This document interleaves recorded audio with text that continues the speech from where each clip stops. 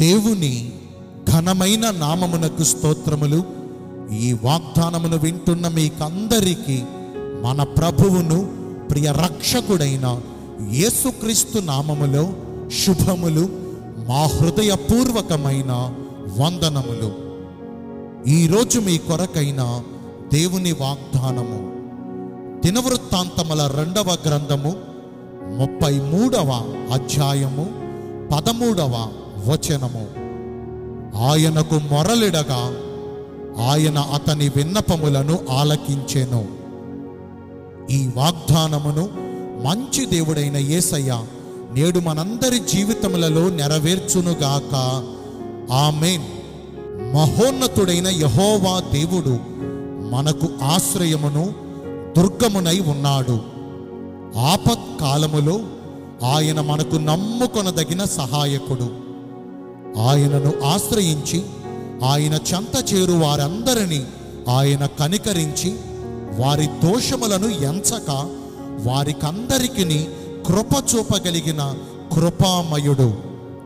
కష్టకాలమందు మనం ఆయనకు మొర్ర పెట్టగా ఆయన మన మొర్ర ఆలకించి మనమున్న ఆపదలో నుంచి మనలను విడిపించి మనము పడిన నాశనకరమైన గుంటలో నుండి జిగట కలిగిన దొంగ ఊబిలో నుండి ఆయన తన వాక్కును పంపి మనలను పైకి లేవనెత్తి మన పాదములను బండ మీద నిలిపి మన అడుగులను మన జీవితమును స్థిరపరిచి చెదరిపోయిన మన పరిస్థితులన్నిటినీ తిరిగి మరలా బాగు చేస్తారు.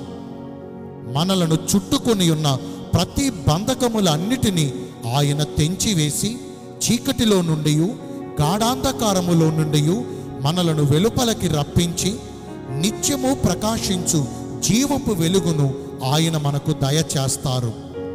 మహోన్నతుడైన దేవునికి మన పక్షముగా మన కార్యము సఫలము చేయు దేవునికి మనము మొర్ర పెట్టగా ఆయన మనలను కరుణించి మన శ్రమలో మనకు తోడుగా ఉండి ఆయన రెక్కల మాటున మనలను భద్రపరచి ఆకాశము నుండి ఆజ్ఞ ఇచ్చి మన శ్రమలో నుండి మనలను విడిపించి రక్షిస్తారు.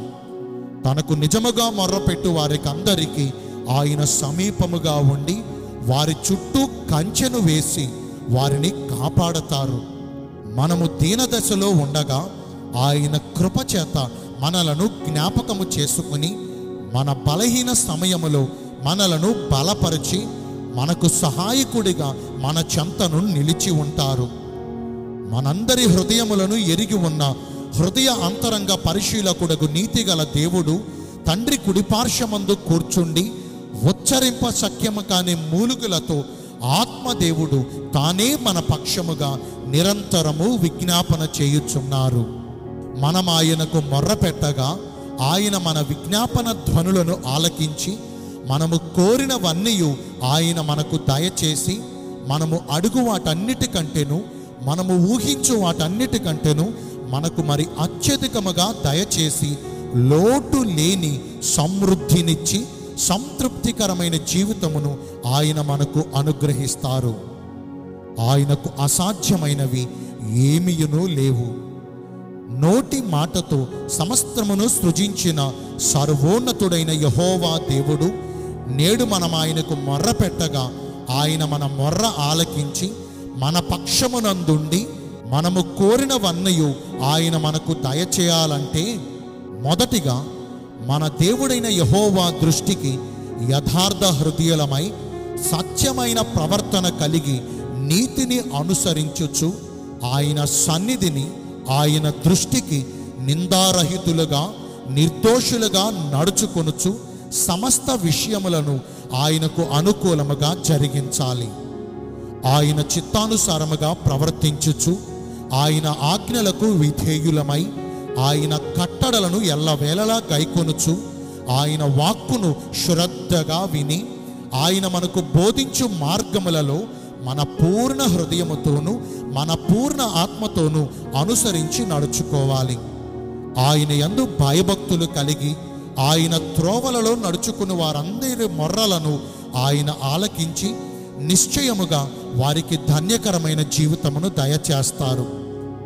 రెండవదిగా యెహోవా దేవుని సహాయము కొరకు సహనముతో కనిపెట్టుకోవాలి.